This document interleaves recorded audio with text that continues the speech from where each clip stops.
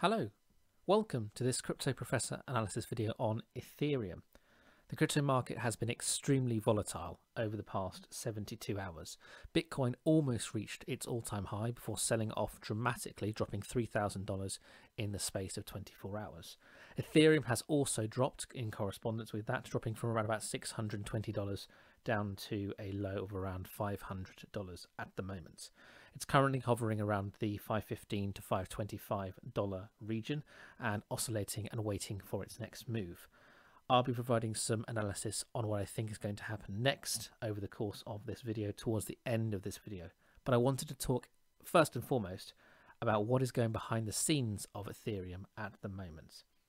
Now, you may know that the way Ethereum works at the moment is via a proof of work mode like Bitcoin, where each block corresponds to a reward to the miner of that block. At the moment, for every block that is processed, 5 Ethereum are rewarded to the miner who creates that block. So therefore, every block now mined, the miner achieves a $2,500 profit on their mining activities. It has consequently become very, very profitable to mine Ethereum at the moment because the price was, as of 72 hours ago, around about the highest it's been since 2017. With this corresponding sell-off, however, it is now still attractive, but not as high as it once was. The price is likely to come down and correct, I believe, over the course of the next few months. I think ultimately it's going to come down to test lower regions, and because Bitcoin didn't break to a new all-time high, I'm thinking that the sentiment is going to be bearish now, but bearish in a corrective manner as opposed to bearish in a dramatically falling manner that we saw back in 2018. And I'll explain a little bit more about what I expect to happen later on in this video. First and foremost, I wanted to talk about the switch from a proof of work mode to a proof of stake mode, which has always been Ethereum's primary goal, to get away from miners and creating new Ethereum and to reward existing holders of Ethereum. And that has taken a huge step forward over the past week or so. The 1st of December is now the official launch of the Beacon chain. Now, the Beacon chain is a separate network to Ethereum at the moment, which is planning to be joined to Ethereum at some point in the future. Now, in order to launch the Beacon chain, they needed 524,288 Ethereum staked before the 1st of December. And fortunately, over the past 48 hours or so, we have achieved around about 800,000 Ethereum staked into that Beacon chain network.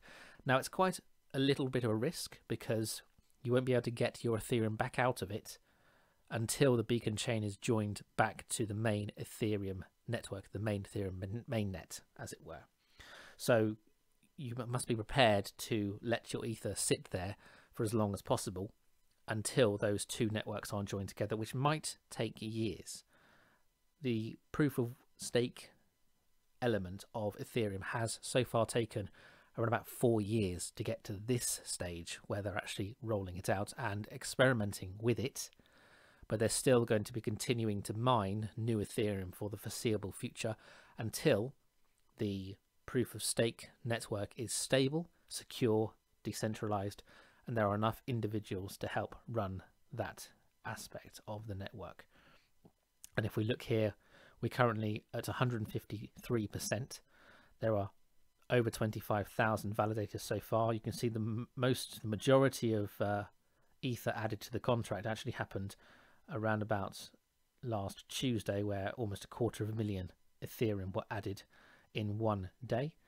And we currently stand at above the 524 ETH that we need in order to function. And we have around 16,300 validators. So there are plenty of Ethereum in that Beacon chain network, and we are launching the Beacon chain on the 1st of December. But what does this mean for miners? Well, here we can see a depiction of the live Ethereum network.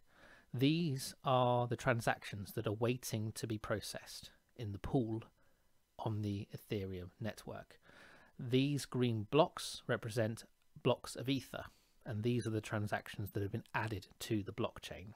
Okay, so every single time we create a new green block, 5 Ethereum gets processed to the individual or the pool that actually mined that new block.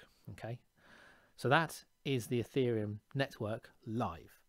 When it switches to a proof of work mode, there will no longer be any Ethereum mined, and the fees or the rewards will go to stakers instead. Now obviously the miners massively outweigh the number of stakers at the moment, so there will be a gradual shift from mining Ethereum to staking Ethereum, with the stakers getting a reward that previously the miners would have got. But the important thing is the number of Ether will then be capped at the point where they shut off the mining activity, and that means there will be no new Ether created, therefore creating a capped cryptocurrency like we have with Bitcoin at the moment, where there can only ever be 21 million. There will be somewhere between 116 million Ether and 140 or 150 million Ether, depending on when that switch happens. As I say, the beacon chain is the first stage of a 4-stage process that could take a number of months to a number of years. And we can actually see there are currently 113,600,000 Ether in circulation at present, according to CoinGecko. So this is the live Ethereum network. I would encourage you to have a look at it. It's ethviewer.live, and it really does give you a sense of what is going on. We've got 15,956 transactions currently in the Ether network, and that's worth around about 1,756 Ether. And that really does give you an idea of how rewarding holding Ether is going to be in that pool. Now, what are the caveats and what are the requirements for staking? Well, you have to have a minimum of 32 Ether to become a validator. Now, there are ways of getting around it. You can join a pool, where if you have a couple of Ether, you can actually join a pool and have the rewards. But I would recommend, if you're serious about Ether for the long run, owning 32 Ether and staking it. But you can't sell. You have to maintain the network in order to get your rewards. Now, there are risks of doing this. You can lose your Ether, for example, if it gets hacked, or if you do something untoward in the network, you might lose your Ether as a punishment. So let's actually look at the price action now. As I say, we're at 515 at the moment, having been extremely volatile, been up to 623 so far, and we've currently sold off around about 100 euros or $100 since we've actually started. The year to date is still over 300%, however, so it's a very, very active cryptocurrency over the year. We are in a very bullish trend channel at present, which started all the way back with Black Thursday, where we had a nice drop, or nice drop if you didn't own any Ether and wanted to buy some, terrifying drop if you did own Ether and wanted it to go bullish, but that's a separate story. We've then had a very dramatic ensuing bullish trend, which we topped out on technically with the $623 region. We're now oscillating in the middle of the trend channel, and I believe, in line with Bitcoin, that we are not finished selling yet. This effectively is profit taking. Okay, we will now start to have the psychological factor of fear kick in, where previously it was greed. That was a majority of the market was greedy and wanted to push their profits as much as they possibly could. Everyone thought that Bitcoin was going to break to a new all-time high. There were people on YouTube, on other YouTube channels, who were placing huge multi-million dollar bets on Bitcoin breaking its new all-time high, and are now licking their wounds correspondingly because it didn't happen. I posted a video on Bitcoin where I expected the price to go to a new all-time high. However, I didn't rule out the fact that there would be some profit taking. I now think we will at least come down to test the bottom of this trend channel, and if we do that, the price will fall to around $400, the low $400 region. If the bearish sentiment continues, and at this point weak hands fold because they're worried that Ether will never go back up again and they just want to take some money off the table, we will correct down to 350, 294, 300, and ultimately around the $200 region. That seems quite unforeseeable now because of the price action, but remember, we have been a bullish trend since the start of the year, and if this breaks, and if for some reason we lose momentum and people start to sell, then we will decline. The one thing that's potentially going to keep us climbing is the amount of staking of Ethereum going on, where people are very price insensitive because they might have owned Ethereum at $1,000 or higher, and therefore a fall of a couple of $100 in the grand scheme of things is not on their radar. They are in it for the long haul and they want to accrue Ether as rewards, and they don't really care about the price of it because they're planning to sell $2,000, $3,000, $4,000, etc. in time. So this is the long-term outlook. Let's look a little bit more in depth now. Now notice back in September we had a local peak of around about $485, and then we had a corresponding sell-off over the space of a very short 5-day period. If we had fibbed this point and that point, and we'd known that this is the local low around the 5th of September, which we would have done by around about here, we could have had a very nice trade taking profit at the 0.618, around about $600 recently.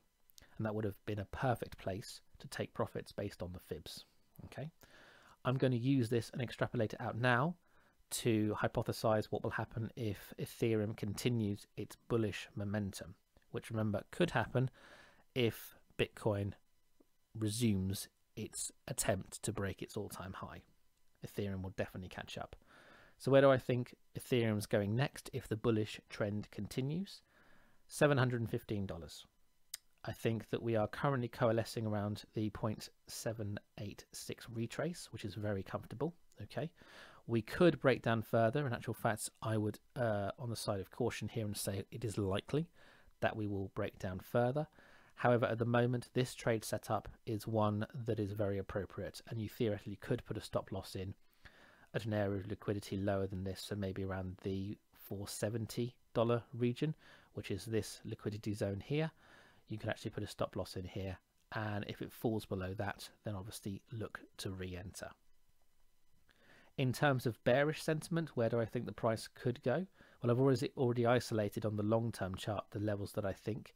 If I was actively shorting this, which I wouldn't recommend just because of the bullish sentiment that has been in the market recently, I would look to enter around about here, 504, or ultimately the $550 region, and take profits somewhere in the region of 220 or so. That would be the ultimate short trade, which if you're very, very adept at trading, you could put a trailing stop behind. However, as I say, shorting Ethereum at the moment, given the current fundamentals and given the circumstances of the upgrade, not for the faint of heart. I would definitely recommend buying into this if we do see a drop rather than actively shorting it. However, there are ways to do it, and one of those ways would be with a trailing stop.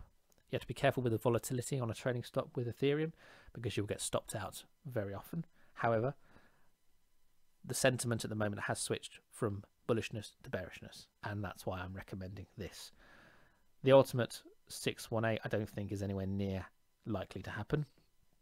I think as soon as we get down to this previous liquidity zone here, which we broke out from back in July, that started the kind of big bullish movement for Ethereum.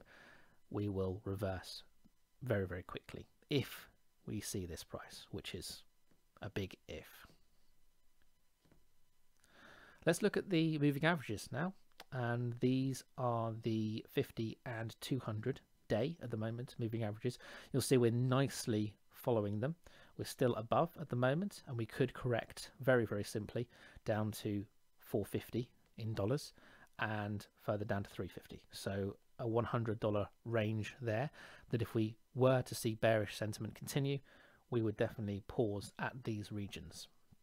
Now, if we look at a 4 hour, we actually are between the two regions and showing resistance at the 530 region. Okay, this is why having a stop on a short above this would actually be very appropriate, because we're not likely, if we are continuing to see bearish sentiment, to rise above the local high, which is obviously the 623 that I mentioned earlier. However, I would expect to drop down further here and start to go lower beyond the 470 region. If we see 470, expect a further drop. And obviously these prices are flexible and they do alter accordingly. On the 1 hour, we've already crossed over. We're actually looking quite bearish here. Both the 50 hour and the 200 hour are showing that we are likely to decline further. In actual fact, both are now acting as resistance, although the price is showing some tenacity here and actually fighting over the short term to actually start to rise up again, probably by people thinking that this is a currently very good price, considering it was $100 higher only 72 hours ago. But remember, this is a very short time frame, and the shorter the time frame, the less accurate the analysis. Let's look at MACD. Nice cross on the MACD, which indicates that we are likely to probably see a follow through of this bearish sentiment further down, and that's on a day chart, so that's quite powerful. Last time we had a cross on the MACD, we were at 436 and we declined all the way down to around about 320 or so before turning back around and having the bullish momentum return. On a 4-hour chart, we have already declined. That's congruent there. Okay, we're now hovering around this region to see whether this crosses over. We may get a return, as I previously indicated, back up towards the mid 550s. Okay, and that would seem to suggest at the moment that that is the case. We would need to see what happens to this over the course of the next couple of days or so, and this is the volume that is increasing as people think they're getting a bargain at the moment with Ethereum. On a 1 hour, slightly unreliable. We are seeing the price flatten out, but the MACD is actually climbing. Okay, so there is a level of divergence there. However, we have crossed over here, but the 1 hour chart is extremely unreliable, so I wouldn't look into this with too much vigor. However, we are oscillating here, and if we do see a cross here, that would indicate to me that the 4-hour chart is unlikely to cross over in the bullish nature, and we'll see a follow through on the day charts down here. So we'll see the price continue to break down as a result. On a week chart, we've only just crossed over, so ultimately long term on a week there is much more bullishness to be had. So arguably, if you're looking to buy any Ethereum here and you don't really care about the price, it will be a good price to do so. But obviously, if you want to wait off and have a better price, then that would be my advice. So let's look at a couple more TA tools. We've got the RSI, which obviously was very much overbought. We've now returned to a level of normality at 55, which is why the price is stagnating, because theoretically people are looking at this as an entry opportunity, and the RSI is semi-okay around about the 50 region. Ideally it would be, you know, below 40 or 25, which would be amazing, and I think that will come in time. ADX has crossed over very firmly. We're bullish still at the moment, and that bullishness continued through to the local high. We're currently oscillating around here to see whether these cross over. If this crosses over, and this is very key price action here, we will see the price complete. But notice the trend has actually tailed off slightly, becoming less strong. It was 58, which was quite strong, and is now around about a 48, so it has had a 10-point drop. And that trend is actually now looking to reverse. On a 4-hour, we've already crossed. Okay, we are now bearish on a 4-hour chart.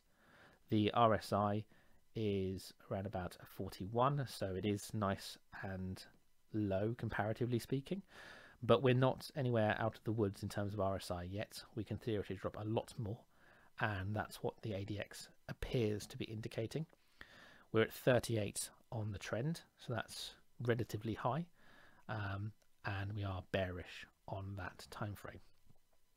On the 1 hour, we are still bearish. We've been bearish for quite a while.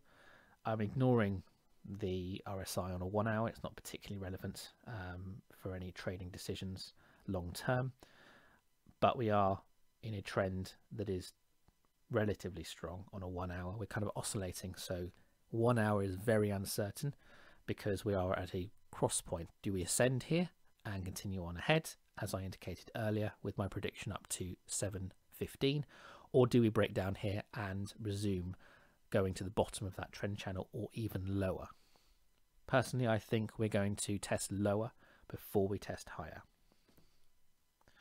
Bollinger Bands. These are a very good indicator of where the price is likely to break down. As I say, look at this, smack bang in the middle. Okay, this is the indecision we are seeing at the moment. Again, I think we'll break down here and perhaps come down to the 400s where that trend channel is. And if we break that, we're coming lower still. Okay, this is a day chart here. Notice the price escaped briefly, as is perfectly textbook, out of the Bollinger Band to go to 623. That would have been a perfect sell point, a perfect indicator to sell, and then collapse back down to the median price. On a 4 hour, we are bearish, just like the previous technicals that I've already shown you. We crossed over on the 25th, so 3 days ago, and we are now oscillating at this point. Notice the price has flattened out as it has on every other technical, and we are now waiting to hit this average price here. I estimate that we will see another follow through down here, which will break out of this lower Bollinger Band over the course of the next week or so. And on a 1 hour, the price is nice and compressed, so we're getting ready for a movement of sorts.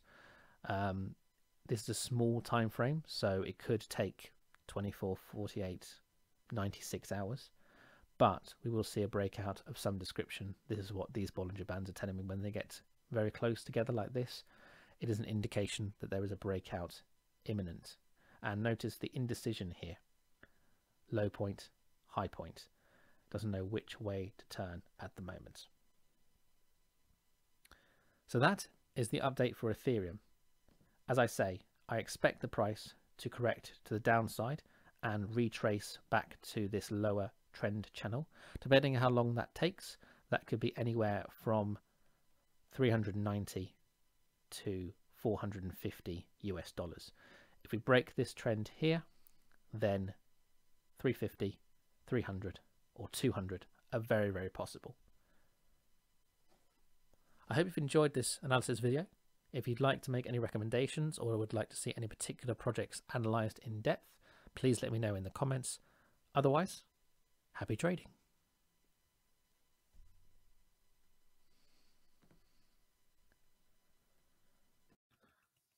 The Crypto Professor likes feedback. If you've enjoyed this video, please don't forget to like it. If you'd like more of the same, please don't forget to subscribe. Or if you have questions, please post them in the comments and I'll endeavour to answer them for you. Thanks for watching.